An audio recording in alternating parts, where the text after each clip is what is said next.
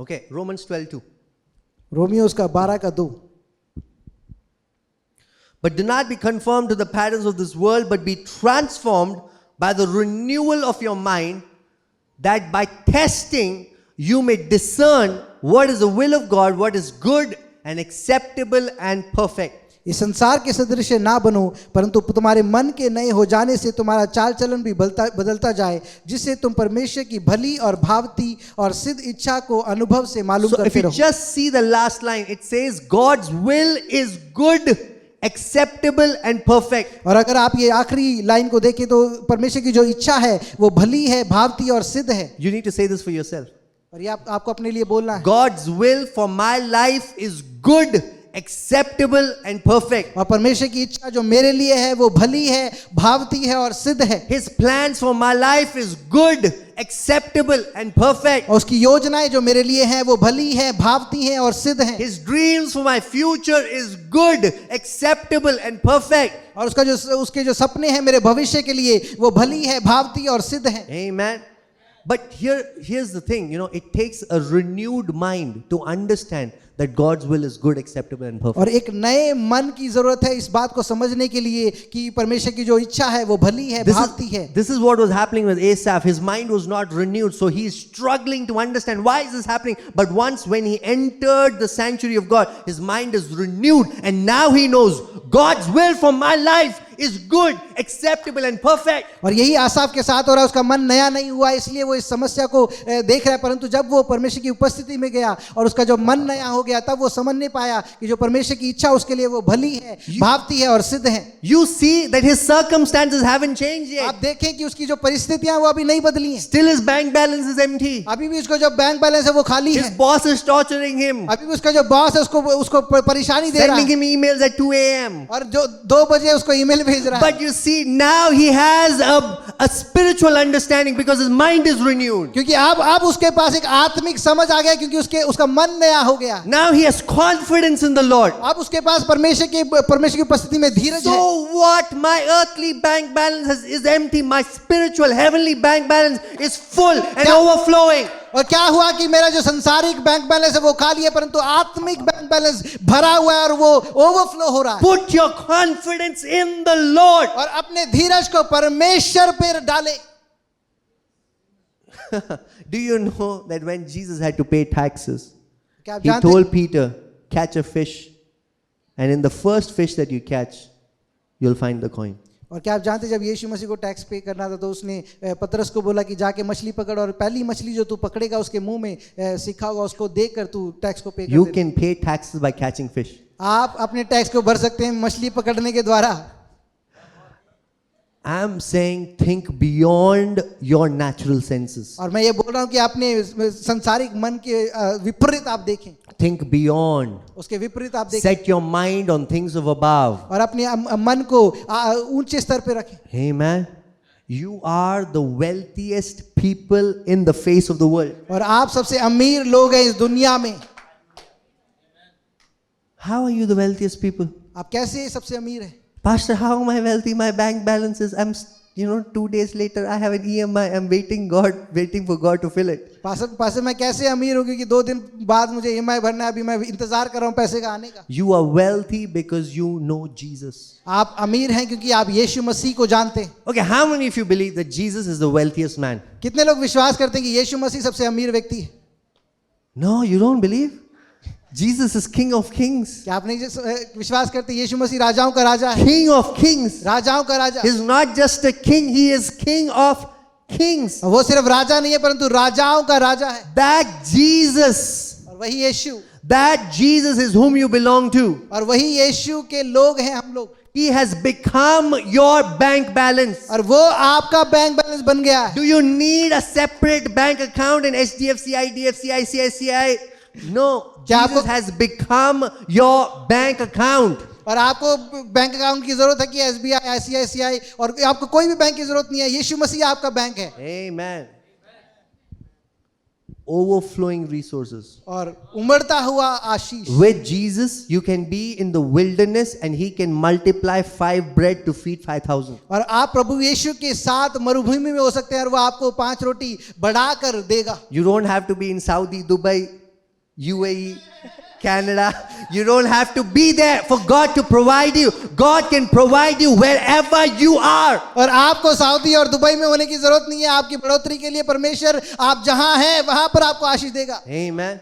But it takes a renewed mind to understand God's will. और इसके लिए एक नया मन की जरूरत है कि आप समझ पाए। And you cannot have a renewed mind until you don't encounter His presence. और आपका मन नया नहीं हो सकता जब तक आप परमेश्वर की उपस्थिति में परमेश्वर को ना मिले। Without encountering His presence, this will all look intellectual. और आप परमेश्वर की उपस्थिति को मिले बिना ये सब बातें आपको ज्ञान की लगेगी। But when you encounter His presence, this moves from being intellectual to becoming a reality. परंतु जब आप परमेश्वर से मिले उसकी उपस्थिति में तो ये सारे वचन आपके लिए वास्तविकता बन जाएगी। You know, I've told you the story before that there was a season in my life when I was struggling in my finances. और मैंने आपको ये कहानी पहले बताई है कि एक समय था जब मैं अपने आर्थिक रूप से मैं तंगी में था। And I was meditating on Deuteronomy 28 verse 2. और मैं व्यवस्था विवरण 28 के दूसरे वचन पर मनन कर रहा था। The Lord shall set you high above all nations of the earth, and the blessings of the Lord shall come upon you and overtake you. और परमेश्वर आपको सब देशों में ऊंचा करेगा और परमेश्वर की आशीष आएंगी और तुम पर हावी होंगी। And there was one day while I was meditating on something else basically, but I was in the presence of God, but God told me very clearly, His voice came to me and He said, Sam, you have stepped into overtaking blessings. और एक दिन जब मैं परमेश्वर के वचन को सुन रहा था, ये कुछ और वचन था, परंतु परमेश्वर का आवाज मेरे पास आया और उसने बोला कि सैम, परमेश्वर की आशीष तुम पर आ गई। Do you know there are so many promises in the Bible? क्या आप जानते हैं बाइबल में बहुत सारे वायदे हैं? They are for you. और वो सब वायदे आपके लिए हैं। But until you don't possess the promise, you cannot possess what the promise tells you. और जब तक आप उस वायदे को प्राप्त ना करें, आप उस चीज को प्राप्त नहीं कर सकते कि जो वायदा आपके लिए बोल रहा है। Until the promise is not possessed in your heart, you cannot enter your promised land. और जब तक जो वायदा है वो आपके हृदय में आपने प्राप्त नहीं किया है, वो आप अपनी वास्तविकता में नहीं देखेंगे। So when I heard the Lord saying that the overtaking blessings have come upon me and I've stepped into overtaking blessings, you know, I started rejoicing. और जब मेरे पास ये वचन आया कि मैंने परमेश्वर की उमड़ती हुई आशीष को प्राप्त कर लिया है, तो मैं उसमें उत्साहित हुआ। I got up from my comfortable chair and I started walking around and I started giving thanks to Jesus. Thank you, Jesus, that the overtaking blessings have come upon my life. और मैं अपनी कुर्सी से उठ गया और मैं प्रार्थना करने लगा और परमेश्वर का धन्यवाद करने लगा कि परमेश्वर आपकी आशीषें मुझ पर आ गई। But do you know something? क्या आप जानते हैं? Nothing changed in the natural. और कुछ भी वास्तविकता में बदला नहीं है अभी। I'm still in debt. मैं अभी भी कर्ज में हूँ। I still have credit card bills to pay. अभी भी मुझे क्रेडिट कार्ड बिल पे करना है। Still my bank balance is empty. और मेरा अभी भी खाता खाली है। But now the word has become a reality for me. परंतु अब वो वचन मेरे लिए वास्तविकता बन गया है। The story is within a week, everything that I owed was paid for. और कहानी ये है कि एक हफ्ते में जो भी मुझे कर्जा देना था वो सब दे दिया। And I have never looked back. और उसके बाद मैंने कभी भी पीछे नहीं देखा। Because I know that God can provide for every need of mine. और मैं जानता हूं कि परमेश्वर मेरे सारी जरूरतों को पूरा कर सकता है। You know, do you know something that one word from God can change the picture of your life? और क्या आप जानते हैं कि एक परमेश्वर का वचन आपके जीवन के सभी चित्रों को बदल सकता है? One word. एक वचन। But how many words are there in this Bible? और इस बाइबल में कितने वचन हैं? Question is, are you willing to pay the price to possess the promise? और सवाल ये है कि क्या आप अपने उस प्राइस को पे करने के लिए तैयार हैं उस वायदे को प्राप्त करने के लिए? Are you willing to pay the price to possess the promise? This promise has to become your promise. और क्या आप दाम चुकाने के लिए तैयार हैं उस वायदे के लिए कि वायदा आपके लिए बन जाए? It has to move from being written in the Bible to be written in your heart. और ये ऐसा होना चाहिए कि बाइबल में लिखे होने के बजाय आपके हृदय में लिखा होना चाहिए। Because once it moves from being written in the Bible to be written in your heart, that promise has become your promise. Now your name is written in the promise. God did not tell that to Abraham in Genesis 15:1. God told that to me. और ये जो वायदा है वचन में लिखे होने से आपके हृदय में लिखा होना चाहिए और ये वायदे के ऊपर आपका नाम लिखा हो जाता है। Amen. I'm saying nothing will be impossible for those who possess the promises of God. और उन लोगों के लिए कुछ भी असंभव नहीं होगा जो परमेश्वर के वायदे को प्राप्त कर लेते हैं। That's why I want to give you one key, one practical key that gets you access into God's promises. और मैं एक प्रैक्टिकल चाबी आपको देना चाहता हूं जो आपको परमेश्वर के वायदों में प्रवेश देगा। Read Matthew chapter 16 verse 19. मेरे साथ पढ़े मत्ती उसका 16 उसका 19। This is Jesus. He says, I will give you the keys of the kingdom of heaven.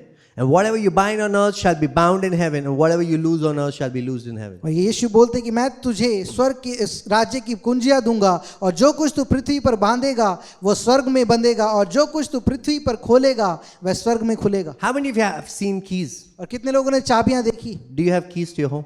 क्या आपके पास घर के लिए चाबी It है unlocks something. और आपको उसके लिए लॉक के लिए इस्तेमाल करते It हैं? can either lock or unlock. और क्या या उसको आप लॉक कर सकते हैं या उसको खोल सकते हैं? Jesus has given you the keys of the kingdom. और परमेश्वर ने आपको परमेश्वर के राज्य की चाबियां दी हैं. See, it's not one key, multiple keys. और वो एक चाबी नहीं है परंतु बहुत सारी चाबियां हैं. See, I have multiple keys in my pocket. और मेरे पास बहुत सारी चाबियां मेरे जेब में. One key that opens my door. और एक चाबी जो मेरे दरवाजे को खोलती है. One key that gets my car starting. और एक चाबी जो मेरे कार को स्टार्ट करती We है. have multiple keys because every key uniquely opens a unique door. और हर चाबी एक यूनिक दरवाजे को खोलती है. So you can't be satisfied with one key. You need all the keys of the kingdom. और आप एक चाबी से संतुष्ट नहीं हो सकते, आपको राज्य की सारी चाबियां चाहिए. Jesus has given you keys to his kingdom. और परमेश्वर ने आपको चाबियां दी हैं उसके राज्य. These keys that you need, these keys that you have is not when you go to heaven when you die. Oh man, don't wait for that. और ये जो चाबियां हैं वो आपको स्वर्ग में इस्तेमाल करने के लिए नहीं है, आप उसके लिए इंतजार ना करें. You need these keys now. और ये चाबियां आपको अभी चाहिए. In heaven you don't need these keys. Everything will be open for you. और स्वर्ग में आपको चाबियों की जरूरत नहीं होगी, सब चीजें आपके लिए खुली होंगी. But on the earth, when you're on the earth, you need these keys so that the reality of the heaven will open up for you in your earthly और experience. आपको पृथ्वी पर ये चाबियां चाहिए ताकि स्वर्ग की वास्तविकता आपके लिए खुल जाए. Amen. So I'm going to give you one key today. और मैं आपको एक चाबी आज आपको देता हूं. One key that will unlock many doors in your life. और एक चाबी जो आपके जीवन में बहुत सारे दरवाजों को खोल देगी. Are you excited? क्या आप उत्साहित हैं? No, I don't hear your excitement. और मैं आपको सुन नहीं पा रहा हूं. Okay, one key. Philippians 4 verse 6. और फिलिपियोस का 4:7-6. Do not be anxious about anything, but in everything by prayer and supplication with thanksgiving, let your requests be made known to God. और किसी भी बात की चिंता मत करो, परंतु हर एक बात में तुम्हारे निवेदन, प्रार्थना और विनती के द्वारा धन्यवाद के साथ परमेश्वर के सम्मुख उपस्थित किए जाएं. Thanksgiving is a very important key. और धन्यवाद करना एक बहुत ही महत्वपूर्ण चाबी है. So when you pray, if your prayer does not have an attitude of thanksgiving, your prayer will be lost midair. और जब आप प्रार्थना करते हैं और उसमें धन्यवाद नहीं है तो आपकी प्रार्थनाएं हवा में घूम रही होंगी. See, when a mother is pregnant, a mother has the child in an amniotic sac that holds the baby within the stomach. और जब एक माँ के गर्भ में एक बच्चा होता है जो उसको संभाले रखता है. And this amniotic sac is from where the child gets all the nutrients that the child needs. और उस गर्भ में उस बच्चे को हर एक चीज जो न्यूट्रिशन चाहिए वो उसको मिलता है. And in fact, when the mother is about to deliver the baby, how we know is when the amniotic sac breaks and we say the water has broken. और जब उसका डिलीवरी का समय आता है तो उसका जो गर्भ जो टूटता है तब हमें समझ आता है कि हाँ वो गर्भ का समय आ गया है. Thanksgiving is your amniotic sac that preserves your request till the answer comes to the earth. और धन्यवाद करना वो उस गर्भ के समान है जो आपके प्रार्थनाओं को संभाले रखता है जब तक कि आपको उत्तर ना आ जाए. That's why the psalmist says in Psalms 100 verse 4, enter his gates with thanksgiving.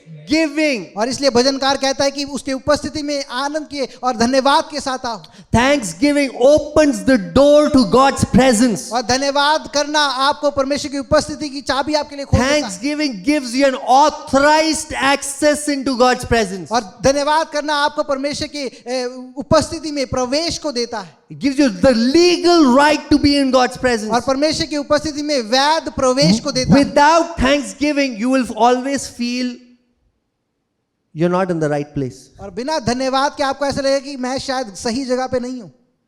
Without thanksgiving, the devil will always tell you you're disqualified from God's presence. और बिना धन्यवाद के शैतान आपको हमेशा बोलेगा कि आप परमेश्वर की उपस्थिति से अलग कर दिए गए हैं. Why are you here? आप यहाँ क्यों हैं? This devil will tell you, do you remember what you did 5 minutes ago? और शैतान बोलेगा कि आज भूल गया कि तूने 5 मिनट पहले क्या किया था. Do you remember what you told your wife? क्या तू भूल गया कि तूने अपनी पत्नी को क्या बोला. The devil will keep disqualifying you. और शैतान हमेशा आपको परमेश्वर की उपस्थिति से But अलग to करेगा। rise above those voices of accusation, condemnation, shame, fear, guilt, the key is thanksgiving. और उन सभी दोष भावनाओं से ऊपर आने की जो चाबी है वो है धन्यवाद करना। I'm telling you, the day I learned this key, I have never backslidden in my life. और मैं आपको बता दूं, जिस दिन मैंने इस चाबी को जान लिया और मैं कभी भी बैकस्लाइड नहीं हुआ हूं। Does that mean that I haven't struggled in areas of my weaknesses? क्या इसका मतलब ये है कि मैं अपनी कमजोरी में कठिनाई को महसूस नहीं किया है? I have struggled. मैंने कठिनाई महसूस But की when I है। say I have not backslidden is what I mean is it has never stopped me from entering God's presence. और मैं जब ये बोलता हूँ इसका मतलब ये नहीं है कि मैं कभी पीछे नहीं गया, परंतु मैंने कभी भी रुका नहीं हूँ परमेश्वर की उपस्थिति में जाने से। So when you start your prayer in the attitude of thanksgiving. और जब आप प्रार्थना की शुरुआत करें, आप धन्यवाद के उसमें शुरुआत करें। Thank God for anything and everything that you can think of. और परमेश्वर के लिए धन्यवाद करें हर एक बातों के लिए जो आप सोच You're सकते हैं। struggling with sickness, you have challenges in your life, your children are not talking to you, whatever it is, for a moment, leave that all aside and take a moment to thank God and let it be heartfelt, let it come from deep within. और आप बीमारी से ग्रसित हैं और बहुत सी सारी कठिनाइयों में, उन सभी बातों को साइड में रखकर आप परमेश्वर का धन्यवाद करें और वो धन्यवाद करना आपके हृदय की गहराई से आने पाए। Amen. So when I sit for prayer, the challenging part is to kickstart my prayer. और जब मैं प्रार्थना के लिए बैठता हूं तो कठिनाई ये है कि अपनी प्रार्थना को शुरुआत करना। How many of you relate to that? और Like कितने the लोगों problem को is to ये महसूस होता है। kickstart. Once you kickstart, there's a flow. और एक बार आपने शुरुआत कर दी तो वहां पर एक भाव होता है। I'm telling you, with thanksgiving, you can get into that flow. और धन्यवाद के साथ आप आसानी से उस बहाव में जा सकते It हैं will not be a struggle. और ये आपके लिए कठिन नहीं होगा। So, when I sit for prayer, the devil will bring so many accusations at me. और जब मैं प्रार्थना के लिए बैठता हूं तो शैतान बहुत सारे दोष को मेरे सामने लेकर आता है। You call yourself the son of God, you call yourself a pastor, you call yourself this and that. He'll send so many accusations. I'll take a moment to ignore those voices and I'll be like, thank you, Jesus, that you saved my life. Thank you, Father, that you've called me your son. और जब मैं प्रार्थना के लिए बैठता हूँ बहुत सारे दोष को शैतान लेकर आता है कि तू अपने आप को पास्टर बोलता है, परमेश्वर का पुत्र बोलता है, परंतु उन सभी बातों को मैं इग्नोर कर परमेश्वर की धन्यवाद करता हूँ और वो मैं अपने आप को ये याद दिलाता हूँ कि परमेश्वर का पुत्र हूँ। Do you know, before Jesus started his ministry, he was in the wilderness 40 days praying and fasting. और क्या आप जानते हैं यीशु मसीह जब अपनी सेवकाई को शुरू करने से पहले वो मरुभूमि में गया प्रार्थना करने के लिए 40 दिन 40 And रात। throughout those 40 days, the devil kept tempting Jesus. और उन 40 दिनों में शैतान आता रहा और प्रभु यीशु मसीह की को सताता रहा। And if you see the temptation, it has one common factor. और उस सताव को आप देखोगे तो ये सब बातों में एक चीज एक समान है। The devil wanted to make Jesus doubt of his sonship in God. और शैतान चाहता था कि यीशु मसीह को वो के मन में वो शक डाले कि वो परमेश्वर का पुत्र है। So he kept asking him, are you, if you are the son of God, do this. और इसलिए If you are the son of God, do this. और इसलिए वो पूछता रहा कि अगर तू परमेश्वर का पुत्र है तो ये कर, अगर तू परमेश्वर का पुत्र है तो ये कर। Because if Jesus is somehow moved from his sonship, if Jesus doubts his sonship, he will not be able to fulfill his assignment. और अगर यीशु मसीह अपने पुत्रत्व पर शक करेगा तो वो अपने लक्ष्य को पूरा नहीं कर पाएगा। The same struggles that we have, he went through all of that. और वही समस्याएं जो हमारे पास है यीशु मसीह भी उन समस्याओं से गया। Today, the devil will make you doubt your sonship. और आज शैतान आपको मन में शक डालेगा कि आप एक पुत्र हैं। Are you the child of God? क्या आप परमेश्वर के पुत्र हैं? Are you sure? क्या आप सही बोल रहे हैं? Look at all the thoughts that you're struggling with. अपने सारे विचारों को देखिए Look at जो the आपके मन में conditions of your life. है और आपके जीवन की सभी समस्याओं को He'll देखिए make you continuously doubt your sonship. और वो हमेशा आपके पुत्र होने पर शक को लेकर आएगा। Why is the devil so hell-bound to make Jesus doubt his sonship? और शैतान आपके पीछे इतना क्यों है आपके पुत्र होने पर? Because just before Jesus went into the wilderness, he was being baptized by John the Baptist, and this encounter happened where heaven opened and a voice came from heaven saying, "This is my beloved Son in whom I am well pleased." और यीशु मसीह जंगल में जाने से पहले यूहन्ना बपतिस्मा देने वाले ने उसको बपतिस्मा दिया, और जब बपतिस्मा हुआ तो स्वर्ग खुल गया और स्वर्ग से आवाज आई कि ये मेरा प्रिय पुत्र है जिससे मैं प्रसन्न हूँ। See, when God releases a word over your life, the devil will come to steal it. और जब परमेश्वर आपके जीवन में एक वचन को लेकर आता है, शब्द को लेकर आता है, तो शैतान आता है उस वचन को चुराने के लिए। Because if he can steal that word from your life, he can kill you and destroy you. क्योंकि अगर वो उस वचन को आपके जीवन से छीन ले तो वो आपको मारने और उसको नाश करने में सफल होगा। That's why he's coming again and again to bring confusion in the mind of Jesus. Are you truly the Son of God? और इसलिए वो बार बार आ रहा है कि प्रभु यीशु मसीह के मन में ये शक को पैदा करे कि क्या तू सही में परमेश्वर का पुत्र है। But Jesus stays on the word. परंतु यीशु मसीह वचन में बना रहा, I am his beloved. और मैं उसका पुत्र हूँ, I am his beloved. और मैं उसका प्रिय पुत्र हूँ। So when you start praying, if you can position your heart by believing, Lord, thank you, I am your beloved. और अगर आप अपने हृदय को उस स्थान पर रखें कि परमेश्वर धन्यवाद कि मैं तेरा पुत्र हूँ। Thanksgiving, what thanksgiving will do is will help you overcome all the voices of your enemy's accusation. और जो धन्यवाद है वो आपको शैतान के सभी उन दोषों पर विजय प्राप्त करने के लिए आपको मदद करेगा। Amen. So the first thing thanksgiving does is it gives you an authorized access into God's और presence. पहली चीज जो धन्यवाद करता है कि आपको परमेश्वर की उपस्थिति में वैध प्रवेश देता है। The second thing thanksgiving does is it gives you an insight into the goodness of God. और दूसरा चीज जो धन्यवाद करता है कि वो परमेश्वर की भलाई के बारे में आपको समझ देता है। Are you with me? So there's a story in the Bible in John chapter 11 where Lazarus has died.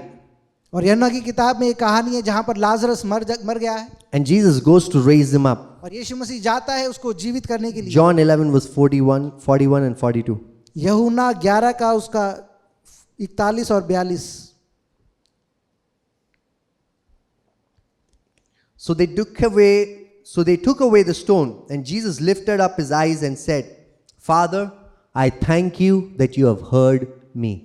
और तब उसने उस पत्थर को उठाया, यीशु ने आंखें उठाकर कहा, हे पिता, मैं तेरा धन्यवाद करता हूं कि तूने मेरी सुन ली है। You know, Jesus is going to raise up a dead person. और यीशु मसीह जा रहा है कि वो एक मृतक व्यक्ति को जिंदा करे, No gimmicks.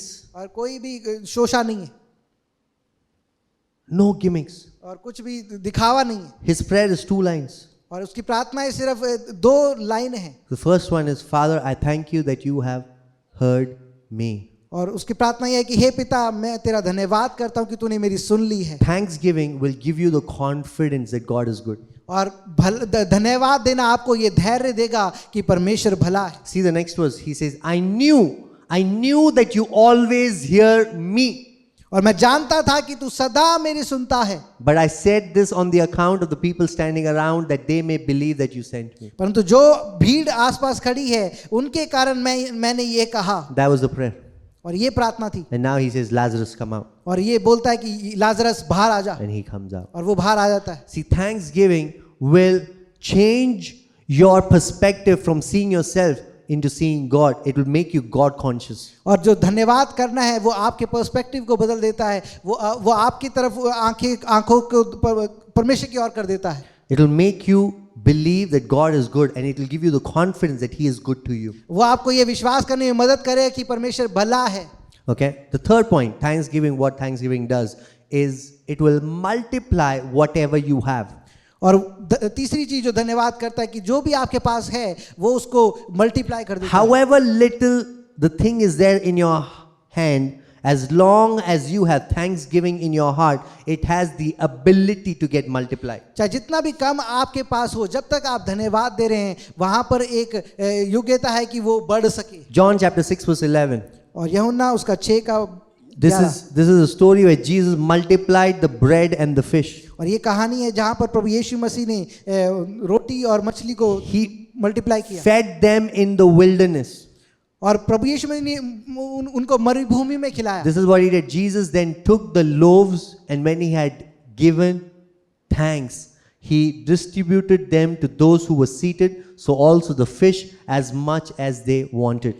तब यीशु ने रोटी ली और धन्यवाद करके बैठने वालों को बांट दी और वैसे ही मछली में से जितनी वे चाहते थे बांट दिया। So when you have resources in your hand, जब आपके हाथों में आपकी चीजें हैं it looks little, और वो बहुत ही कम लग रहा है, give thanks to God, आप धन्यवाद करना शुरू करें, because then it retains the potential to multiply within your hands. क्योंकि तब उसमें वो योग्यता होगा कि वो बढ़ सके। What you can do with the little is so much more when you give thanks to the Father. और आप अपने कमी में से आप बहुत कुछ कर पाएंगे जब आप धन्यवाद देंगे। Even if you have 1,000 rupees in your hands, but if your attitude of your heart is thanksgiving, the potential of that 1,000 rupee note starts increasing. और अगर आपके पास चाहे 1,000 रुपए भी हो, परंतु अगर आप धन्यवाद दे रहे हैं तो उस 1,000 रुपए में ये योग्यता है कि वो हजारों का काम कर सके। Amen.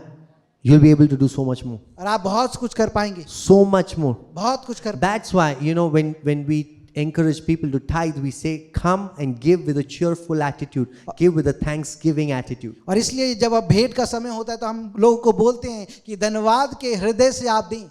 Because when you have the 90% in your account, it can do much more than the 100%, because now you have given the 10% with thanksgiving. और क्योंकि आपने अपने 10% को धन्यवाद के साथ दिया है, वो 90% 100% का कार्य करेगा। Amen. The fourth point, thanksgiving, what thanksgiving does. और चौथा बिंदु जो धन्यवाद करता है, It brings wholeness in your life. वो आपके जीवन में परिपूर्णता को लेकर आता It है। just doesn't bring healing, it will bring wholeness into your life. और वो सिर्फ चंगाई को नहीं लाता है, परंतु परिपूर्णता को लेकर So आता the story is, there were 10 lepers that came to Jesus. है। और 10 कोढ़ी लोग जो यीशु मसीह के पास आए, And Jesus cleansed all of them, और यीशु मसीह ने उन सभीयों को चंगा किया, healed all of them. उन सभी को चंगा And किया। he gave them a commandment that you go and see the priest. और परमेश्वर ने उनको ये आज्ञा दी कि जाके आप प्रीस्ट को जाके मिले। So as these 10 priests were going towards, as these 10 lepers were going towards the priest, one of them saw that he was healed. और ये जब 10 लोग याजक को मिलने जा रहे हैं तो उन्होंने देखा एक व्यक्ति चंगा हो गया। Luke 17:15. और लूका उसका 17 का All the 10 were healed, और हर एक 10 चंगे हो चुके थे, but one person, he responded differently. और एक व्यक्ति ने अलग रूप से प्रतिक्रिया दी। Then one of them, when he saw that he was healed, he did not go to the priest. He turned back, praising God with a loud voice. Next. And he fell on his face at Jesus' feet, giving him thanks. Now he was a Samaritan. और तब उनमें से एक यह देखकर कि मैं चंगा हो गया हूँ, ऊंचे सबसे परमेश्वर की बड़ाई करता हुआ लौटा और यीशु के पांव पर मुंह के बल गिरकर उसको धन्यवाद करने लगा, और वह सामरी था। Next verse. Look at Jesus' response. He's answered, were not 10 cleansed? Where are the 9? इस पर यीशु ने कहा, क्या 10 शुद्ध ना हुए तो फिर वे 9 कहाँ हैं? Doesn't make sense to me. Jesus only told them, go meet the priest. Now he's asking him, where are the 9? Were not 10 cleansed? Look at the next verse. Was no one found to return and give praise to God except this foreigner? क्या इस परदेशी को छोड़ कोई और ना निकला जो परमेश्वर की बड़ाई करता? Read the next verse. And he said to him, rise and go your way. Your faith has made you well. तब उसने उससे कहा, उठकर चला जा, तेरे विश्वास ने तुझे चंगा किया है। The word well over there also means whole. और वहां पे जो शब्द है चंगा, उसका मतलब है परिपूर्ण। 9 were healed. और 9 लोग चंगे हुए, 1 was made whole. परंतु एक व्यक्ति को परिपूर्ण किया गया। You know what's the difference between healing and wholeness? क्या आप जानते हैं इसमें अंतर क्या है? Healing is like you are healed of the issue that you have in your body. चंगाई का अर्थ है कि आपके जो शरीर में जो समस्या थी उससे आप चंगे हो चुके हैं। Wholeness is when there is no trace of sickness in your body. परिपूर्णता का मतलब है कि उस बीमारी का चिन्ह भी वहां पे ना रहे। When a leper is healed, still there are signs that he had something in his body. और कोढ़ी जब चंगा हुआ तो उसके शरीर में कुछ भी एक चिन्ह था उसके शरीर में। But when a leper is made whole, his story seems unbelievable. परंतु जब ये कोढ़ी को परिपूर्ण किया गया तो उसकी कहानी अविश्वसनीय लगा, Because he has no proof to show that he was a leper. क्योंकि उसके पास कोई चिन्ह नहीं है कि वो ये दर्शा सके कि वो कोढ़ी था। God, do you know the heart of the Father is not just to heal you but to make you whole. क्या आप जानते हैं कि परमेश्वर का हृदय ये नहीं कि आपको चंगा करे परंतु आपको परिपूर्ण करे। He doesn't just heal you of your sickness, but no traces of sickness will be found in your body. और वो आपको सिर्फ आपके बीमारी से चंगा नहीं करता है परंतु आपके शरीर में उसके चिन्ह को भी वो नहीं छोड़ता है। Thanksgiving can do that. धन्यवाद करना वो आपके लिए कर सकता है। Thanksgiving can move you from healing to wholeness. और चंगा करना आपको चंगाई से परिपूर्णता में लेके जा सकता है। Psalm 103, He satisfies you with good so that your youth is renewed. God wants to renew your youth. और भजन में लिखा है कि वो आपको अच्छी चीजों से तृप्त करता है और आपकी जवानी उकाब के समान नहीं हो जाती। You know, no facial cream can do what Thanksgiving can do. और कोई भी क्रीम वो नहीं कर सकती है जो आपका धन्यवाद करना करे। No detanning. Nothing can do what Thanksgiving can do in your life. It will make your skin glow. It will bring your youth back. It will renew your life. और कुछ भी वो नहीं कर सकता जो परमेश्वर आपके लिए कर सकता है, वो आपके जीवन को नया कर सकता है। Oh man, Moses was 120 years old. और मूसा 120 साल का था। And he climbed up the mountain without any support. और वो पहाड़ पे चढ़ गया बिना किसी मदद के। It should challenge you. और वो आपको चैलेंज करना चाहिए, चुनौती देना चाहिए। You're 30 years old and और it should challenge you. और आप 30 साल के आप कमर बैठे हैं, आपको चुनौती देना चाहिए ये चीज। Come, we are playing football at 5:30. Come join us. So Moses was 120 years old and the Bible says his eyes were not dimmed. और मूसा 120 साल का था और बाइबल बताते हैं कि उसकी आंखें धुंधली नहीं He हुई did not lose his vigor. और उसने अपनी सामर्थ को नहीं Why? खोया था। Because the one who is in the presence of God, who has thanksgiving in his heart, he will always move from health to wholeness. और क्योंकि जो परमेश्वर की उस तब उपस्थिति में उसके हृदय में परमेश्वर है, वो हमेशा चंगाई से परिपूर्णता की ओर जाएगा। Amen. Amen. Okay. What point was that? Fourth point. The last one. आखिरी बिंदु Colossians 2 verse 6 and 7. कोलोसियोस का 2 का 6 और 7। Colossians 2 verse 6 and 7. कोलोसियोस का 2 का 6 और 7। Therefore, as you received Christ Jesus the Lord, so walk in him, rooted and built up in him, and established in the faith, just as you were taught, abounding in thanksgiving. अतः जैसे तुमने यीशु मसीह यीशु को प्रभु करके ग्रहण कर लिया है, वैसे ही उसी में चलते रहो और उसी में जड़ पकड़ते और बढ़ते जाओ, और जैसे तुम सिखाए गए वैसे ही विश्वास में दृढ़ होते जाओ और अधिकाधिक धन्यवाद करते रहो। When you abound in thanksgiving, जब आप धन्यवाद में बढ़ते हैं, you are established in faith. और आप विश्वास में दृढ़ होते हैं, You will always be in faith. और आप विश्वास में हमेशा रहेंगे।